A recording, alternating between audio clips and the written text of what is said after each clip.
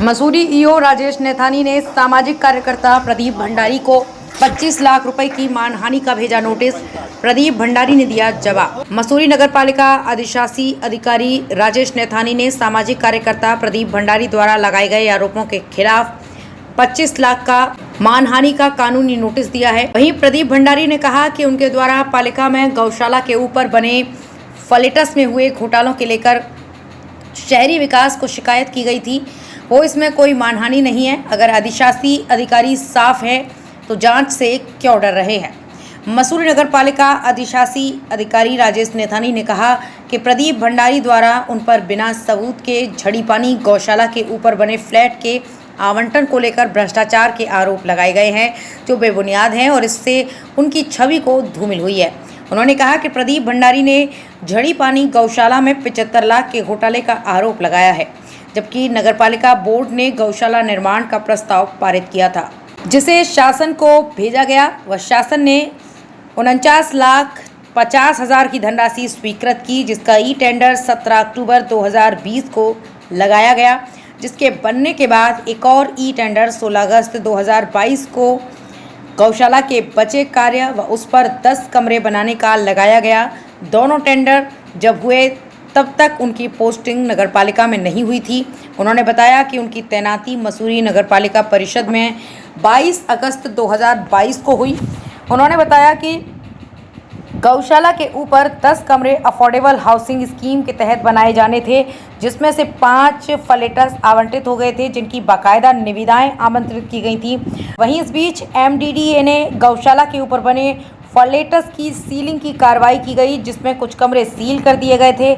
जिन्होंने कहा कि प्रदीप भंडारी द्वारा बिना सबूतों के आरोप लगाकर उनकी छवि धूमिल की गई है, जिस पर उन्होंने 25 लाख रुपए की मानहानि का नोटिस प्रदीप भंडारी को भेजा है। उन्होंने कहा कि अगर 7 दिनों के भीतर नोटिस का जवाब नहीं मिलता है तो उसके बाद कानूनी कार्रवाई की जाएगी। सामाजिक कार्यकर्ता प्रदीप भंडारी ने कहा कि उन्हें अभी अधिशासी अधिकारी को कोई भी नोटिस नहीं मिला है। उन्होंने कहा कि नोटिस मिलने के बाद सबूतों के साथ जवाब दिया जाएगा। उन्होंने कहा कि गौशाला के ऊपर बने फ्लैट्स को लेकर पालिका द्वारा बड़ा भ्रष्टाचार किया गया है। उन्होंने कहा कि मीडिया में दिए गए बयानों में अधिशासी अधिकारी राजेश नैथानी कह रहे हैं कि उनकी तैनाती 22 अगस्त को मसूरी पालिका में हुई थी और गौशाला को लेकर सभी कार्रवाई उससे पहले हो गई थी। तो 11 मई 2023 गौशाला के ऊपर बने फ्लैट्स को लेकर टेंडर कॉल क्यों किए गए थे। उन्होंने कहा कि समय पर सभी जवाब दिए जाएंगे। वहीं अधिशासी अधिकारी उनके द्वारा किए गए घोटाले को दबाने के लिए उन पर दबाव बनाने की कोशिश कर रहे हैं। उन्होंने कहा कि उनके द्वारा जांच की मांग की गई है। अगर अधिशासी अधिकारी सही हैं तो जांच से क्यों डर रहे हैं। उन्होंने कहा कि जल्द ही वो पालिका में हुए घोटालों और भ्रष्टाचार का पर्दाफाश करेंगे। नगर पालिका मसूरी के ईओ साहब राजेश नैथानी जी इस प्रकार बौखला गए हैं एक घोटाले की शिकायत करने पे कि उनको सूझ नहीं रहा कि मुझे बोलना क्या है। कल कुछ मीडिया के साथियों को उन्होंने कहा कि 2022 के बाद कोई टेंडर नहीं हुआ झड़ीपानी गौशाला को लेकर के, गौशाला के ऊपर फ्लैटों को लेकर के। और देखिए ये 11 मई 2023 एक साल बाद का अखबार है और इसमें एक टेंडर छपा है, ये 4 नंबर पर। इस पर लिखा गया कि झड़ीपानी के गौशाला के ऊपर आवास बनने हैं और लगभग 75 लाख से ज़्यादा रुपए का एक टेंडर है और वो 1 जून के लिए जो है वो निविदाएं मांगी गई, उसके ठेके के लिए निविदाएं खोली गई।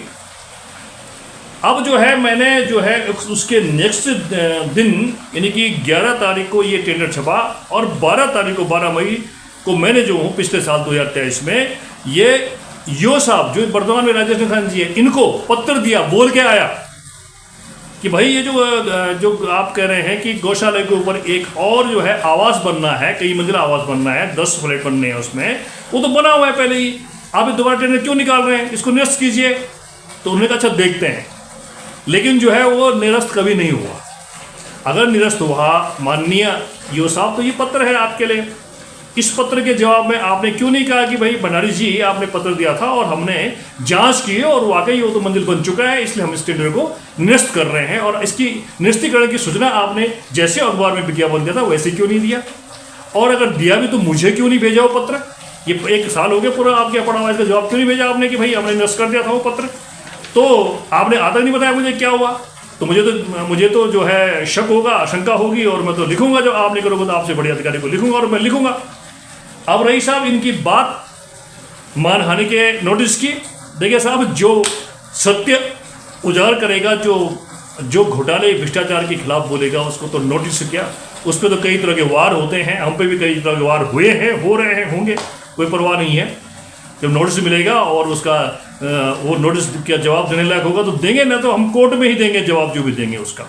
लेकिन हम घोटाला अगर कभी हुआ है तो उसको उठाते रहेंगे। मैं एक उत्तराखंड राज्य निर्माण आंदोलनकारी हूँ, हमने इसलिए उत्तराखंड नहीं बनाया था कि यहाँ भ्रष्टाचार होगा, यहाँ भ्रष्ट अधिकारी बैठेंगे, मनमानी करेंगे, नहीं, इसलिए नहीं किया था हमने।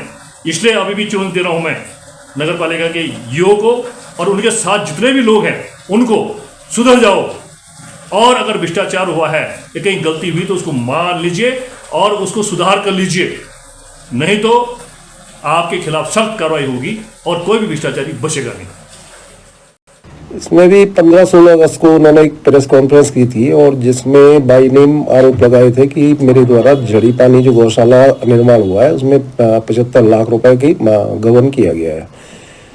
तो उसी संबंध में बिना जानकारी प्राप्त किए उन्होंने न्यूज़ दी या केवल देश भावना से दी है, ये तो स्पष्ट उन्हीं को होगा। लेकिन उसमें मैं स्पष्ट कर दूं कि इसमें जो गौशाला का पहला टेंडर हुआ था वो शासन की अनुमति के बाद और शासन से ही पैसा आया था 49,50,000 का, वो 2020 में हुआ था। उसके बाद जो गौशाला का अवशेष कार्य था और ऊपर 10 फ्लैट बनने थे, उसका टेंडर हुआ अगस्त 2022 में। जब ये दोनों टेंडर हुए तब तक मेरी पोस्टिंग यहाँ पे थी ही नहीं। इसके बाद कल फिर मैं देख रहा था कि ये कह रहे हैं कि एक टेंडर 2023 में हुआ था, तो उसमें मैं बता दूं कि उसी के ऊपर 10 फ्लैट और बनाने का एक टेंडर लगा था, लेकिन वो हमारे द्वारा रोक दिया गया था क्योंकि आगे उसमें कोई कार्रवाई नहीं की गई।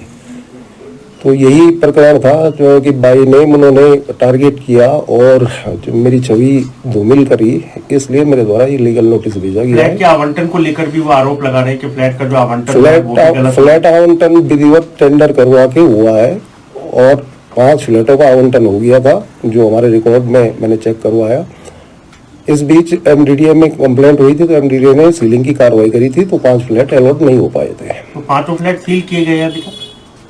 अब एमडीडीए ने जो भी सील किया होगा, मैं साइट तो देखी नहीं, लेकिन एमडीडीए ने सील कर दिया था वो, लेकिन उसके बाद हमने वहाँ कोई कार्रवाई नहीं करी। ओपन टेंडर हुए थे सर क्या? ओपन टेंडर हुए थे।